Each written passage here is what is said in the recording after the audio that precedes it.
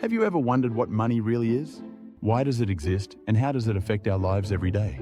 And most importantly, why does stuff seem to get more expensive over time? Well, today we're going to break down two super important topics. What is money? And what is inflation? Let's get into it. First, let's talk about money.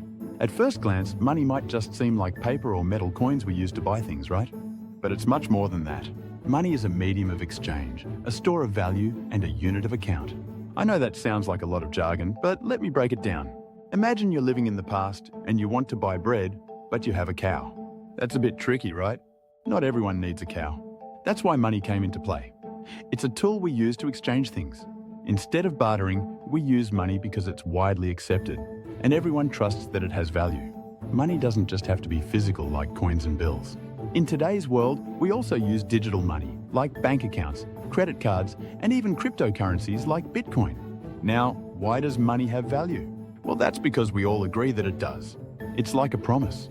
Governments and banks promise that the money they issue can be used to buy goods and services. This shared belief in money's value is what makes the system work. Money plays a crucial role in our economy. It makes trade more efficient by acting as a unit of account, meaning it helps us measure and compare the value of different things. For example, a car costs more than a loaf of bread, and money allows us to easily understand that difference. Money also serves as a store of value, meaning we can save it for the future. If you put your money in a bank or under your mattress, you expect it to hold its value and be there when you need it. But here's the thing, money's value isn't fixed. It can change over time. And that leads us to the second concept I want to talk about, inflation. So what is inflation? Inflation is the rate at which the general level of prices for goods and services rises, meaning the purchasing power of money decreases. In simple terms, inflation is why things get more expensive over time.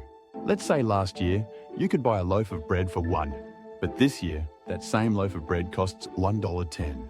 That's inflation in action. It means that your money doesn't stretch as far as it used to.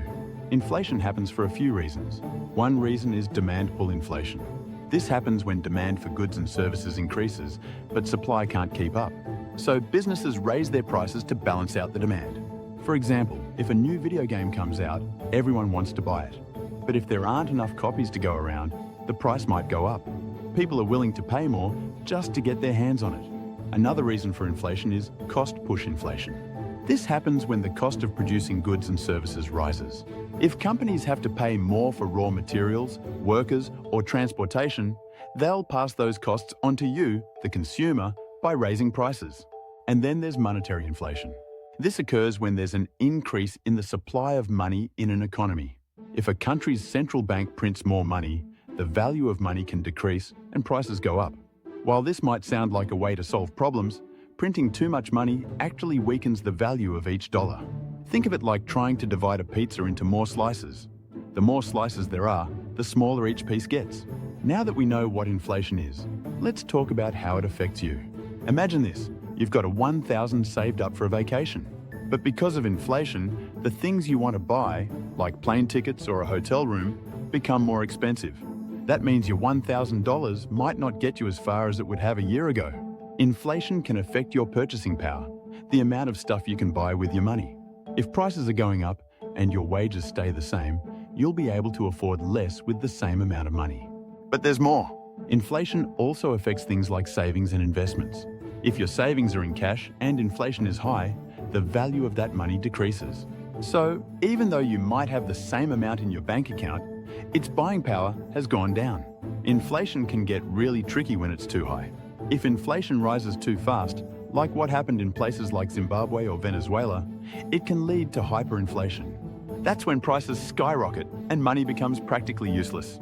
In these extreme cases, people might have to carry bags of cash just to buy basic things like bread.